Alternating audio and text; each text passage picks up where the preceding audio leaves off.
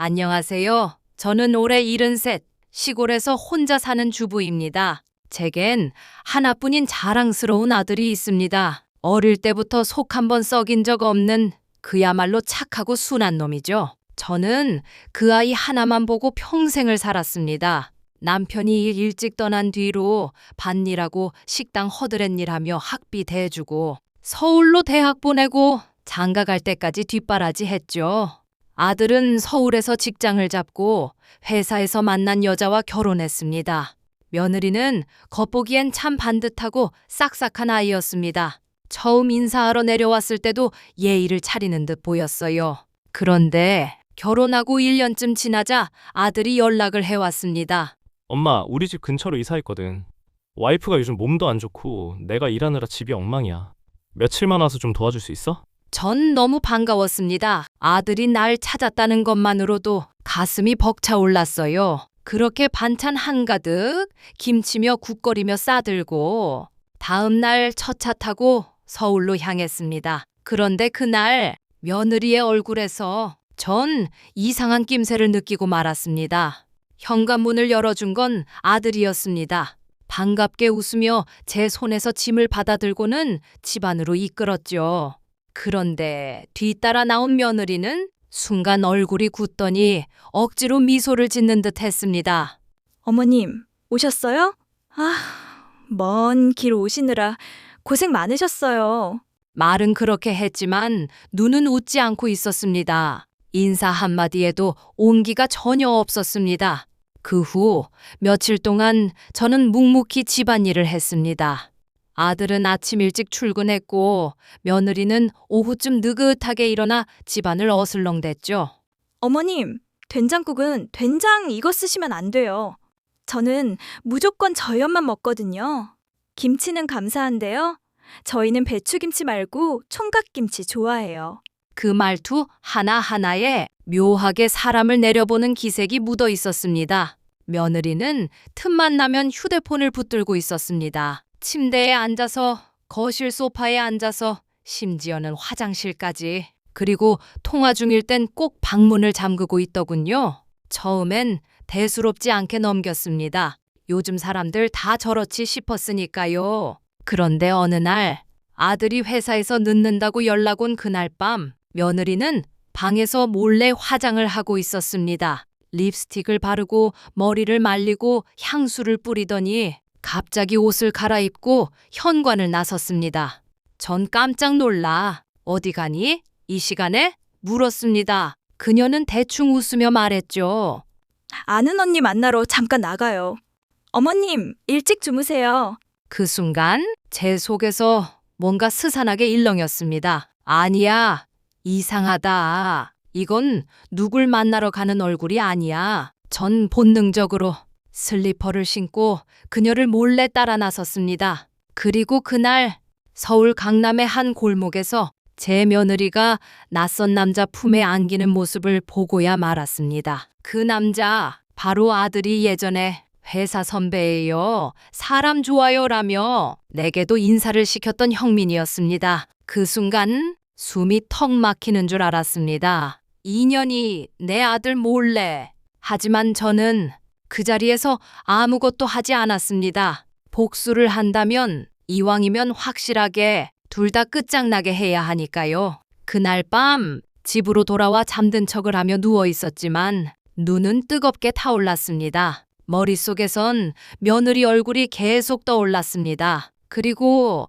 아들 얼굴이 더 씌워졌죠. 그 순하고 착한 아들, 내가 지켜줘야 했던 아들인데 이대로 모른 척 넘어가면 안 되겠다는 생각이 들었습니다. 그 다음 날부터 저는 하루도 빠짐없이 기록을 시작했습니다. 며느리의 외출 시간, 복장, 귀가 시간, 같이 나간 차량 번호, 주차 위치, 그리고 통화하는 장소까지. 그리고 밤마다 며느리의 휴대폰 근처에서 녹음 어플이 켜진 제 폴더폰을 켜두었습니다. 며칠 뒤 그 녹음 파일 속에서 더 이상 눈 감을 수 없는 대화가 들려왔습니다.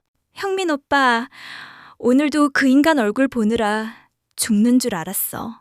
근데 웃긴 건 뭔지 알아? 걔 엄마가 또 반찬 해왔다니까? 진짜 웃겨. 지가 시어머니인 줄 알아. 그리고 남자의 목소리. 에휴, 불쌍한 아들. 자기 마누라가 누구 품에 안겨 있는지도 모르고. 근데 그 엄마가 좀 귀찮아지지 않아? 어떻게 좀 조용히 내려보내지 그래. 그 순간 저는 다시 한번 다짐했습니다. 이건 단순한 외도가 아닙니다. 내 아들을 우습게 보고 날 철저히 조롱한 죄, 이건 꼭 갚아줘야 합니다. 하지만 정작 가장 중요한 문제는 아들에게 어떻게 말하느냐였습니다. 단순히 내 마누라 바람났다 한마디로는 그 아이는 절대 믿지 않을 겁니다. 그래서 저는 아들과 단둘이 마주할 결정적인 순간을 만들기로 했습니다. 며칠 뒤 아들이 평소보다 일찍 퇴근해 집에 도착했습니다. 저는 일부러 그날 저녁 아들에게 조용히 말했습니다. 얘야, 엄마가 너랑 잠깐 밖에 좀 다녀와야겠다. 같이 밥 좀 먹자꾸나 하고 싶은 말도 있고. 아들은 의아한 얼굴로 고개를 끄덕였습니다. 그래, 뭐 오랜만에 밖에서 먹자. 그렇게 아들과 단둘이 집을 나섰고 전 택시를 잡아 탔습니다.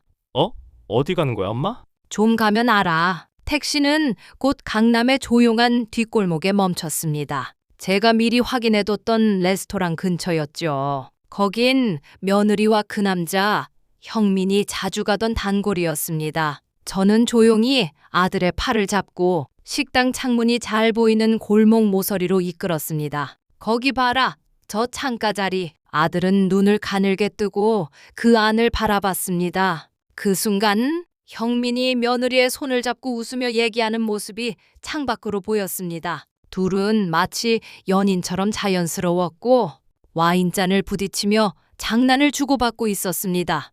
아들은 말이 없었습니다. 얼굴이 점점 굳더니 손이 덜덜 떨리기 시작했습니다. 저건 말이 안 돼. 저 사람은. 네가 믿는 그 사람이 지금 저기 있다. 이게 네 아내다. 그리고 이건 네 친구였던 놈이다. 나는 가방에서 녹음 파일과 사진이 담긴 USB를 꺼내 아들의 손에 쥐어줬습니다. 내가 그냥 온 줄 아냐? 그날 밤부터 다 알고 있었어. 근데 너한테 말 안 한 건 내가 똑바로 보고 똑바로 판단하게 하려고 그랬다. 아들은 조용히 고개를 떨구고는 한참을 서 있었습니다. 그리고 마침내 입을 열었습니다. 엄마, 이거 우리 둘이 같이 끝내요. 그 여자 그냥 이혼만 시켜선 안 되겠어요. 지옥을 보여줘야죠. 그 말에 내 속이 서서히 뜨겁게 끓기 시작했습니다. 그래, 이제 시작이다. 이제 너와 내가 함께 복수할 차례다. 다음 날부터 저와 아들은 말 그대로 전쟁을 준비하듯 움직였습니다. 아들은 퇴근 후 저녁마다 제 방으로 와. 노트북 앞에 앉아 며느리의 통신 기록, 카드 내역, GPS 기록을 확인했습니다. 제가 그동안 수집해둔 녹음 파일과 사진도 함께 정리했죠. 며느리는 그 사실을 전혀 눈치채지 못한 채 여전히 거실에서 웃으며 제게 말을 걸었습니다. 어머님, 이번 주말엔 친구 만나고 올게요. 아, 청소기 필터는 좀 갈아주셨으면 해요. 전 웃으며 고개를 끄덕였죠. 그럼 다녀와. 그녀가 나가고 난 뒤 아들은 바로 차량 번호를 추적해 실시간 위치를 확인했고 그날의 행선지는 예상대로 형민의 오피스텔이었습니다. 우린 아무 말 없이 그 주소를 메모지에 적었습니다. 그러곤 동시에 준비한 다음 수순. 첫 번째 작전 마이너스 회사 내부 제보. 아들은 형민과 며느리가 같은 거래처 프로젝트에 얽혀 있다는 걸 확인했습니다. 아들 회사의 외주 파트너였던 형민이 며느리 회사와 지속적인 계약을 하고 있었던 겁니다. 이건 직장 내 이해 충돌 및 윤리 위반에 해당됐죠. 아들은 익명으로 회사 윤리센터의 정확한 날짜와 정황, 불륜 정황, 금전적 유착 가능성까지 적어 제보서를 보냈습니다. 함께 보낸 사진 속에는 술자리에서 서로 부둥켜 안은 며느리와 형민의 모습, 출장이라고 했던 날 함께 찍힌 호텔 로비 사진까지 포함돼 있었습니다. 며칠 후 며느리 회사에서 윤리감사팀이 움직이기 시작했고 형민의 회사에도 내부 조사가 착수됐습니다. 그러던 중 며느리는 그 사실을 꿈에도 몰랐는지 집에 돌아와 웃으며 말했죠. 아휴, 요즘 회사에서 누가 사내 연애 같은 거 터뜨린 모양이에요. 진짜 사람들 무섭다니까요. 그 순간 전 속으로 웃었습니다. 곧 너야. 다음은 네가 될 거야. 그리고 우리는 마지막 일격을 준비하기 시작했습니다. 그 누구도 돌이킬 수 없게 만들 마지막 한 수를 며느리의 회사 내부 감사가 시작된 지 일주일이 채 안 돼서 그녀는 뭔가 불안한 기색을 드러내기 시작했습니다. 퇴근 후 돌아와 말없이 샤워를 길게 하고 휴대폰을 쥐고 자꾸만 방 안에서 전화를 하며 그럼 어떻게 할 거야? 누가 우리 걸 찍었는데? 라며 초조한 말투로 속삭이는 날이 많아졌죠. 그러던 어느 날 밤 아들이 조용히 말했습니다. 엄마, 이제 갑시다. 변호사랑 상담 끝냈어요. 이제 공식적으로 이혼 소송 걸고 위자료 청구도 할 수 있어요. 불륜, 명예훼손, 정신적 피해 전부 다 포함해서요. 그 말에 전 고개를 끄덕였습니다. 그래. 기왕 이렇게 된 거 그냥 끝내는 게 아니라 완전히 박살내자. 그리고 며칠 뒤 며느리는 내용 증명 우편을 받았습니다. 이혼 소송 접수, 배우자의 외도 및 가정 파탄 책임, 정신적 피해에 따른 위자료 8천만 원 청구, 그녀의 이름으로 도착한 봉투였습니다. 며느리는 얼굴이 사색이 되어 아들을 붙잡고 말했죠. 자기야, 무슨 짓이야? 이게 뭐야? 나한테 왜 이래? 아들은 단 한마디만 남겼습니다. 지금 네가 한 짓 다 알고 있어. 그리고 내 엄마 무시한 죄값까지 받아. 그녀는 주저앉아 울기 시작했지만 그 순간 벨이 울렸습니다. 택배가 도착했죠. 아들이 며칠 전 따로 접수한 USB와 사진 자료가 담긴 익명 패키지였고 수신자는 며느리 회사의 윤리위원장이었습니다. 그녀는 무너졌습니다. 회사에선 징계 절차 돌입, 형민의 회사와의 거래는 모두 끊겼고 그 남자 역시 조사 끝에 회사에서 해고당했습니다. 며느리는 졸지의 불륜녀, 회사 내 징계 대상, 가정 파탄 책임자라는 세 가지 꼬리표를 달고 바닥을 향해 곤두박질 쳤습니다. 그리고 마침내 며칠 뒤 친정에 짐을 싸들고 쫓겨나듯 나가게 되었죠. 그 순간 전 창문을 살짝 열고 말했습니다. 김치통은 두고 가라. 그건 네 입에 들어간 거 아깝다. 그녀는 고개도 못 들고 택시에 올라탔습니다. 그렇게 내 아들과 내 삶을 더럽힌 여자의 마지막 모습은 참 구질구질했습니다. 며느리가 떠난 집은 조용했습니다. 냉장고 안도 비어 있었고 벽에 걸린 결혼 사진도 사라졌습니다.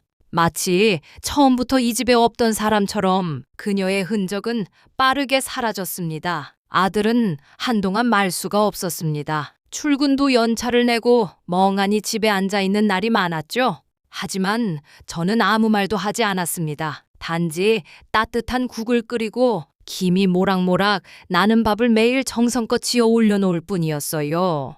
며칠 후 아들은 조용히 제 옆에 와 앉더니 말했습니다. 엄마, 내가 진짜 바보였나 봐. 엄마가 얼마나 참고 계셨는지도, 그 여자가 어떤 사람인지도 왜 그동안 난 하나도 못 봤을까요?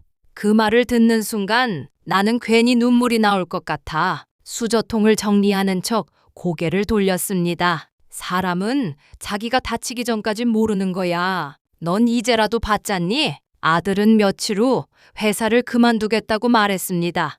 그 여자와 얽힌 거래처, 형민과의 엮인 프로젝트 모두 떨쳐내고 완전히 새 출발을 하고 싶다는 거였습니다. 처음엔 걱정됐지만 곧 그는 이전보다 훨씬 단단한 눈빛을 갖게 됐습니다. 그는 짐을 싸고 잠시 시골로 내려가겠다며 말했습니다.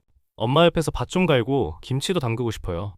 나 사람답게 살고 싶어요. 그리고 몇 주 뒤 우리는 함께 시골 마당에서 마늘을 말리고 있었습니다. 햇살은 따사로웠고 아들의 손에는 흙이 묻어 있었고 그 눈엔 예전과는 다른 강한 생기가 돌고 있었어요. 하지만 진짜 끝은 그게 아니었습니다. 며느리에게 남겨진 마지막 벌이 이제 막 시작되고 있었으니까요. 며느리는 친정으로 돌아간 뒤 SNS를 닫고 조용히 지내는 척했지만 실제로는 수십 통의 전화와 이메일로 지푸라기라도 잡듯 아들에게 매달리고 있었습니다. 오빠, 내가 정말 미쳤었어. 한 번만 기회를 줘. 엄마한텐 진심으로 사과드릴게. 하지만 아들은 단 한 번도 답을 하지 않았습니다. 그녀는 점점 더 다급해졌고 결국 시골집 주소까지 찾아와 불쑥 우리 앞에 나타났습니다. 초췌한 얼굴에 머리는 흐트러져 있었고 손엔 커다란 봉투를 들고 있었습니다. 어머님, 정말 죄송해요. 제가 큰 죄를 지었어요. 이혼은 받겠는데 위자료랑 소송은 좀 선처를 부탁드릴게요. 여기 제 사직서 복사본도 있고 카드 채무도 있어서 정말 벼랑 끝이에요. 저는 조용히 봉투를 받아들고 안을 살펴봤습니다. 실제로 며느리는 회사에서 퇴직 처리됐고 현재 신용카드 연체 중이었으며 친정에서도 완전히 내쫓긴 상태였습니다. 그리고 그 와중에 우리가 숨겨둔 마지막 카드 한 장을 꺼낼 차례였습니다. 그래, 그럼 그 남자 형민이라는 사람은 어떠니? 그녀는 움찔하며 말했습니다. 그 사람 저 모른 척해요. 자기 인생 망쳤다고 전화도 안 받아요. 그래? 그럼 이거 나는 서랍에서 우리가 준비해둔 형민의 회사 윤리 위반 관련 자료 사본을 꺼내 건넸습니다. 이건 네가 회사에서 연루돼서 잘린 사건의 핵심이야. 너만 나간 게 아니야. 그 사람도 나갔지. 근데 말이야, 형민이는 이 자료가 누가 만든 건지 아직도 몰라. 그녀는 얼굴이 하얗게 질렸습니다. 그게 어머님이셨어요? 나는 천천히 고개를 끄덕였습니다. 그래, 내가 누구인 줄 알고 감히 우리 아들 가지고 장난질이야? 이걸 경찰에 제출하면 너희 둘 다 공모로 조사 들어가. 그 순간 그녀는 무릎을 꿇었습니다. 제발, 제발 그것만은 정말 다 내 잘못이에요. 그 사람은 그냥 알아, 넌 이제 혼자야. 이제 와서 울어봤자야. 아들은 그 모습을 보며 한마디 했습니다. 엄마, 경찰엔 아직 안 넘겼죠? 넘기지 말아요. 그 사람은 지금 이미 산채로 끝났어요.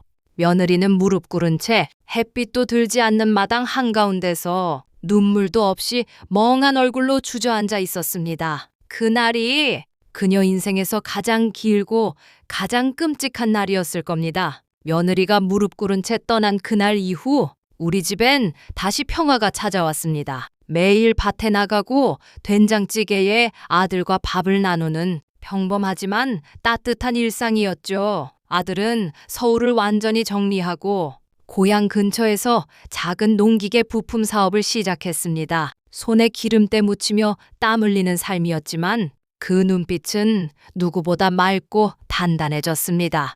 엄마, 난 이제야 사람답게 사는 것 같아요. 그때 엄마 아니었으면 난 끝까지 몰랐을 거예요. 고맙습니다, 정말. 고맙습니다. 그 말을 듣고도 나는 대답 대신 된장국에 소금을 한 꼬집 더 넣었을 뿐이었죠. 그러던 어느 날 예상치 못한 소식이 들려왔습니다. 형민, 그 남자가 며느리를 명예훼손과 무고죄로 고소했다는 겁니다. 내용인즉 회사 내부 감사가 본인에게 집중된 건 며느리가 고의로 자신에게 뒤집어 씌운 허위 제보 때문이라는 것이었죠. 게다가 두 사람의 관계를 폭로한 사람이 자신이 아닌 며느리라고 주장하며 책임을 떠넘기려 했다는 정황도 나왔습니다. 며느리는 결국 형민에게도 버림받은 채 지금은 고소당한 상태로 법정 공방 중이라는 얘기였습니다. 나는 아무 말 없이 집마당을 쓸다 말고 하늘을 올려다봤습니다. 이 세상에 진짜 통쾌한 복수는 그 사람이 가장 소중히 여기던 걸 스스로 잃게 만드는 것이라는 걸 그제야 실감했습니다. 그리고 아들은 조용히 제게 다가와 말했습니다. 엄마, 이제 됐어요. 이제 우리 그냥 우리 인생 살아가요. 그래, 이제야 진짜 끝이야. 그 어떤 눈물도, 그 어떤 후회도 이제 우릴 붙잡을 수는 없어요. 몇 달 후 며느리는 법정에서 최종 패소했습니다. 불륜, 직장 내 비위, 고소당한 무고 혐의까지 모든 것이 사실로 확인됐고 결국 징벌적 위자료와 형사처벌 일부 유예 조건의 사회봉사 판결을 받았다고 했습니다. 그녀는 SNS도 지웠고 지인들과의 연락도 끊은 채 친정에서도 사실상 연을 끊겼다고 들었습니다. 나는 아무 말 없이 그 소식을 전해주는 마을 이장님의 말을 들었습니다. 에그, 사람 일이란 게 참 그 시끌시끌했던 며느리 말이야. 지금은 어디 고시원 지하방에 혼자 산다더라? 그 순간 나는 고개를 들고 무너진 장독대 뚜껑을 덮으며 말했습니다. 그래, 사람은 자기가 저지른 죄값만큼 살아가는 법이지. 그리고 내 아들, 이제는 내 곁에 제대로 서 있는 남자가 된 아이는 내 옆에 다가와 이렇게 말했습니다. 엄마, 이젠 엄마를 지킬 차례는 제 몫이에요. 나는 그 말에 고개를 끄덕이며 대답했습니다. 그래, 그 말 오래 기억해둬라.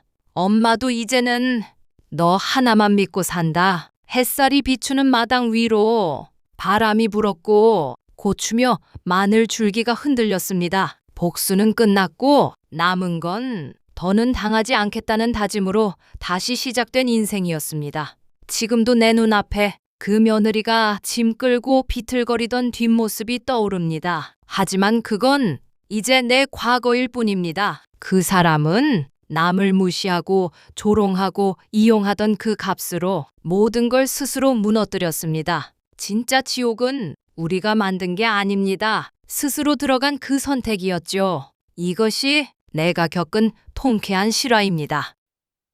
이 이야기를 듣고 드신 생각이 있으시다면 댓글에 적어주세요.